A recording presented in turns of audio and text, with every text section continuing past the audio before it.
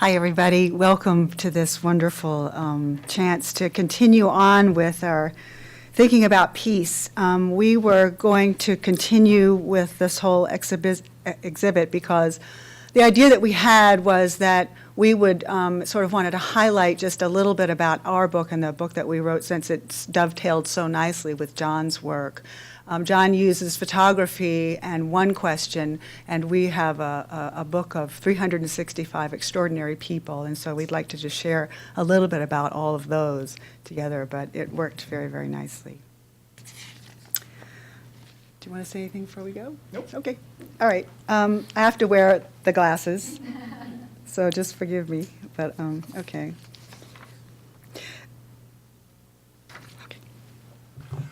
I might point out, since this is the fourth occasion, that there's some stale cookies and old fruit in the back room I just discovered. Help yourself. Even better. Even better. Peacemaking is hard work because violence is really the norm in our world. Can everybody hear me? Okay. The going assumption in our schools and in popular culture and in government and sadly in religious institutions is that violence is both inevitable and necessary. It's inevitable, we tell ourselves, because evildoers will always try to harm good people, good doers, maybe as an ex-president might call them. And it's necessary because defensive or retaliatory violence is the only thing that evildoers will listen to. But the inconsistency of seeing violence as a tragic fact in some contexts, while a virtue in others, just seems to be strange. Violence remains our entrenched default assumption, and peace is but a fleeting interlude or an interruption in the normal course of events.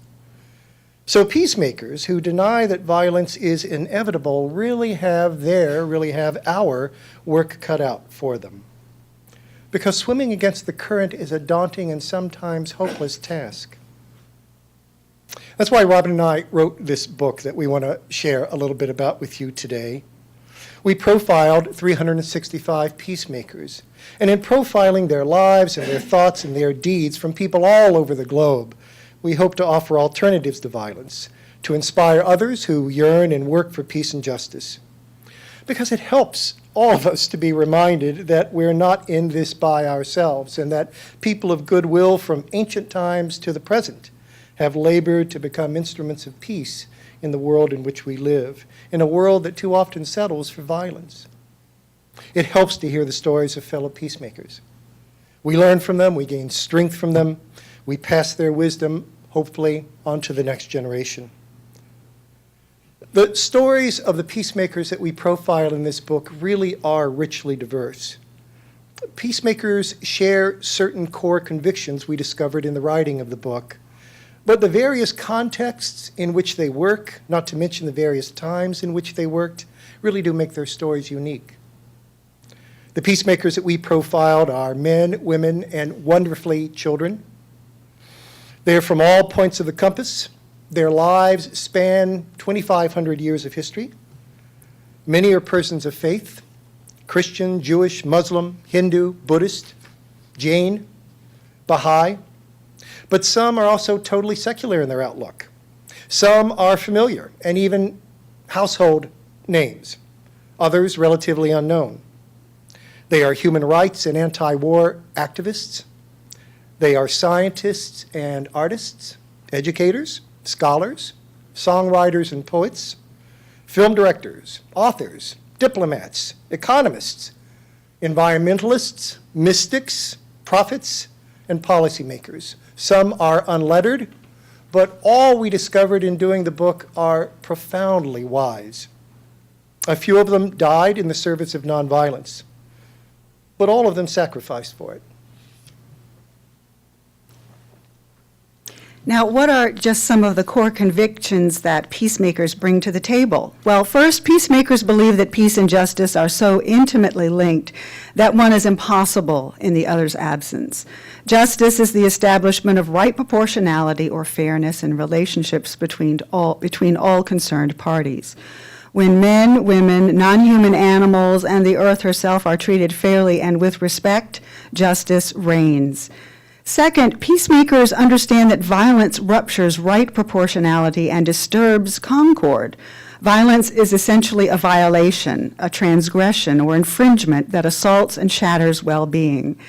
There are many different kinds of violence encompassing a frighteningly wide range.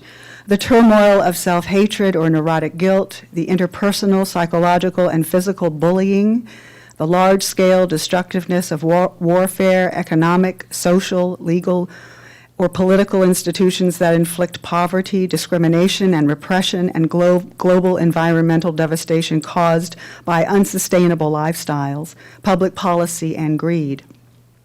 Moreover, violence is indiscriminate, cutting as it does a broad swath of destruction throughout the whole world that engulfs everyone and everything in its path. It even brutalizes those who wield it, even when they do so with good intentions. Third, peacemakers agree that a genuinely fruitful response to violence must model the very right proportionality and concord, which are the ultimate goals. There is an organic relationship, in other words, between means and ends, method and goal.